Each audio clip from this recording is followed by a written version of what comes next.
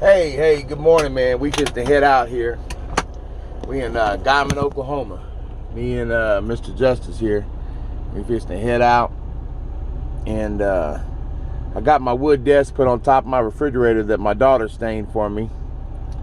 So me and Justice, he already had his breakfast. Now he's just being nosy. And he'll go back to bed. So I had some people ask me yesterday. They said, hey, man, look. If you they said, Cadillac, man, that ain't even a job to you, is it? I said, what you mean? They said, that's not even a job, really. That's like a motherfucking vacation and this, that, and the other. So let me tell you something. I'm just going, you want 100, I'm going to give it to you 100. When I first came out here, you got to remember that when I get my CB turned on and getting all my shit going, break 19. Anybody read me out there? Radio check. A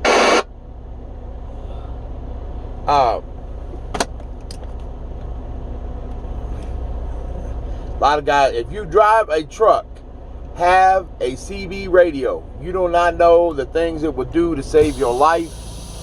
I got a 10-meter radio. I went above and beyond and got me the 10-meter. I was fucking with that CB shit, trying to learn that technology, and I'm always about, well, if you're gonna do it big. So I went out and bought me a Striker 10-meter radio, and that's what I've been operating ever since. So what I'm gonna get to and say is this: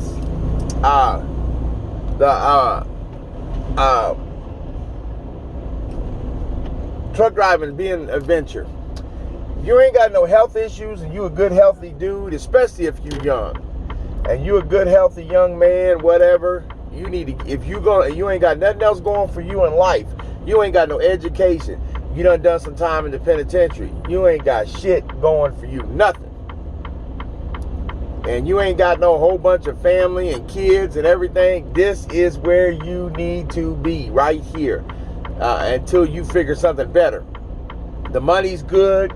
You get to go across the whole United States. You get to do, man, there's all kinds of shit you just get to do, okay? And it's a good trade to have. I ain't gonna lie, get your CDL, you know what I'm saying? It's all good. Now, what I will say is this. If you have back problems, health problems, then this ain't for you, okay? Now, I'm gonna be honest. I did a lot of concrete, I want to call it slavery type work, when I first started doing this. Let me get the sun out of y'all's eyes here.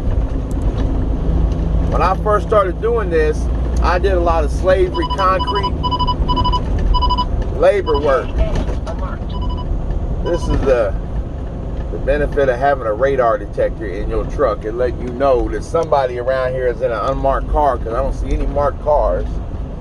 Oh, I think I know which one it was too. It was that one that went by me because it ain't going off no more. You'd be surprised the unmarked cars you find with that radar detector. And I'm not saying that, I mean, I find them like this. The radar detector go off, I'm looking for a marked unit, I don't see no police, no nothing, and the motherfucker will pull right up next to me in a minivan with all the motherfucking bells and whistles on his inside his dash, and I'm looking right at it. I mean, you know, so you can't just see a black Chevy Impala that ain't got no markings on it, and the thing go off, and you don't see no marked unit and say, hey, it must be that Impala. No, my motherfucking judgment resides on what I see inside the car when he pulled up on me, because I can look down in the car from up here in this angle, and they're not paying me no attention. I'm a truck driver, so they don't care if I see them. But back to what I was saying. So, back aches, back issues, health issues, all that. You got a lot of kids that you got to see, and you know, a lot, you know, or you just got kids, period. Everybody got to see their kids, especially if you visiting with them. Now, if you ain't visiting with your kids because your woman took your visitation rights, whatever that is, and you behind on child support, and she giving you all these beefs, and you need to probably come out and make some money and get that worked out, and then find you something else to do that allow you, once you get those visitation rights back. But if you ain't got nothing really holding you back, now I'm not talking about your friends or your woman fixed to cheat on you or nothing, then you need to come out here and get this money. Okay, real shit. That's just the truth. Now, when I came out here, I I came out here, it had nothing to do with me wanting to be adventurous. It had nothing to do with me wanting to see the world. I didn't give a fuck about none of this shit. I wanted to see the mall. I wanted to see Walmart and not have to worry about counting my quarters and dimes. I wanted to look at my family and know that if they need something, I got them. Those are the things I wanted. But so when I came out, it wasn't for the venture. Now, my first fucking few months out here was rough. I ain't never drove no big truck like this. I ain't never been responsible for so much shit before. I mean, man, I could go on and on and on the things that stress me the fuck out. I didn't think I could do it. I said, man, this shit ain't for me. I'm not gonna be able to handle this shit. This is my limit right here. This is some square shit. I found every reason in the world to not stay in this truck, and I got my ass out. I went back to doing gold teeth, and there wasn't enough money in Wichita no more for me to continue to do that. So I had to put myself back in this truck, or go back to slinging dope, or go back to robbing people. It had to be one of those three things. And I done enough time, and I said, you know what? I'm going to go back, and I'm going to put 2 feet in that truck, and I'm going to stay in it. And I went back in 07. Okay? And my first went out, got my license, was 05. I've been in this bitch ever since, off and on. I done haul grain, I done haul gravel, I done haul fuel, I done haul doubles and triples, little small trailers, top one after the other, you know, where you see 3 trailers pulling. I done all that. I done hauled refrigerated loads, reefer loads. I done hauled all that shit, okay? Now, so when all said and done, the money had been out here this whole time, and I was bullshitting and didn't know. I didn't know what I didn't know, okay? For it to be said that way. The sun back over here now, but I can't do nothing about that except for holding the phone up. So I didn't know what I didn't know. I didn't know what I know now, okay? Sometimes we don't know what we don't know until it's too fucking late, and that's just the truth, all right? So with all that said, after about a year or two, then I started seeing things that I never saw before. I started, even though I done drove by them a few times, I started seeing the mountains. I started seeing lakes and rivers and cities. You know, a lot of people say, man, I'd love to go to New York, or I'd love to go to LA. Well, my thing was LA. I always wanted to go to LA. Even when I lived in Texas, I just liked what I seen about LA. So I done been to LA so many times that I don't need my GPS when I get there unless I'm going to a specific address. I know how to get to the towns and cities and the suburbs, Inglewood, Long Beach, you know, Ontario, all that shit, you know, Santa Monica, I mean, Riverside, I know where all that is. But when I get to find an address, then I got to go into my GPS. Like, you don't see my GPS on my truck now. I haven't put it up yet, and I don't need it. A lot of times you see it in my video. I just turn it on for if I'm looking for fuel spots that I'm looking for. I've been out here driving long enough that I know where I'm going pretty much. So what I'm getting at is this. Yes, there's a lot of fucking money out here. A lot. No doubt about that. There's a lot of things to see. But there's a lot of responsibility. It's not just putting your foot on the gas and going. So if you're a man and you about your business and you got a good program, and what I mean a good program, good plan, I mean you got good habits. You get up on time. You get dressed quickly. You clean your truck. You know, you don't have to do that. I mean, that's a good thing to do, though. You're about your business. You're responsible. You're making sure things are good.